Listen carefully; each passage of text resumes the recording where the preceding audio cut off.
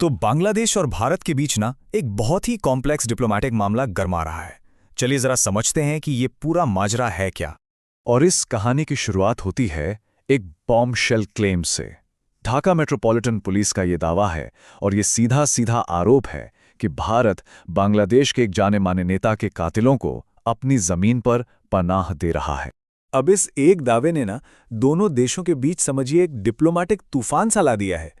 तो सवाल ये उठता है कि हम यहां तक पहुंचे कैसे, आखिर हुआ क्या था।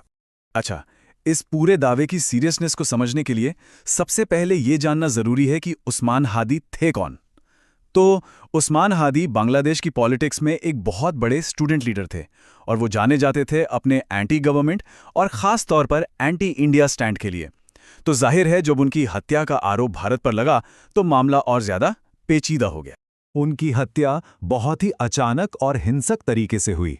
सोचिए, दिन दहाड़े जुमे की नमाज के बाद उन्हें सिर में गोली मार दी गई और कुछ ही दिनों के अंदर उनकी मौत की खबर आ गई, जिससे पूरे देश को हिलाकर रख दिया। देखिए, ये सिर्फ एक हत्या नहीं थी, ये एक चिंगारी थी जिसने बांग्लादेश में बड़े लेवल पर प्रोटेस्ट और पॉलिटिकल अनरेस्ट की आग भड़का दी।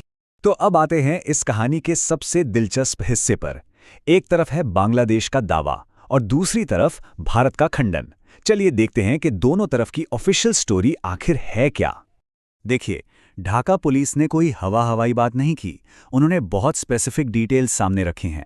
सिर्फ आरोपियों के नाम ही नहीं बताए, बल्कि ये तक बताया कि वो किस रास्ते से और किसकी मदद लेकर भारत में घुसे। और इन्हीं डिटेल्स ने इस पूरे मामले को और भी ज्यादा गंभीर बना दिया है। और यहां पर इस पूरे विवाद की जड़ एकदम साफ नजर आती है। एक तरफ ढाका के आरोप, दूसरी तरफ भारत का जवाब। दो देश, दो ऑफिशियल स्टेटमेंट, और दोनों एक दूसरे के बिल्कुल उलट। इसके जवाब में भारत की बॉर्डर सिक्योरिटी फोर्स यानी बीएसएफ सामने आई और उन्होंने इन दावों को भ्रामक बताते हुए सिरे से खारिज कर दिया। मतलब साफ साफ इनकार। और इस सीधे इनकार ने जाहिर है इस वॉर ऑफ वर्ड्स को और भी बढ़ा दिया। तो यहाँ पे जो जरूरी बात है वो सिर्फ ये नहीं है कि कौन सही बोल रहा है और कौन गलत। असल में ये पूरा मामला डिप्लोमेटिक कम्युनिकेशन के एक बहुत बड़े फेलियर की तरफ इशारा कर रहा है। जरा सोचिए, दो पड़ोसी देशों के बीच इतना सीरियस मामला चल रहा है, लेकिन बातचीत ऑफिशियल डिप्लोमेटिक चैनल से नहीं बल्कि मीडिया के जरिए हो रही है। सारे तय प्रोटोकॉल को एक तरफ रखकर ये लड़ाई अब पब्लिक में लड़ी जा रही है। और इससे होता क्या है? हालात सुधरने की बजाय और बिगड़ जाते हैं। और इसमें मेघालय बॉर्डर का नाम आना मामले को और भी ज्यादा सेंसिटिव बना देता है। अब सवाल है क्यों? क्योंकि ये जो इलाका है ना, ये हमेशा से ही बहुत चैलेंजिंग रहा है। घने जंगल, पहाड़ी रास्ते और ऐसी सीमा जहां से आना जाना आसान है। इन सब वजहों से यहां अवैध क्रॉसिंग और दूसरी गैर कानूनी गतिविधियां होती रही हैं। तो इस बॉर्डर का नाम लेकर समझ लीजिए एक पुरानी और संवेदनशील नफ्स पर हाथ रख दिया गया है।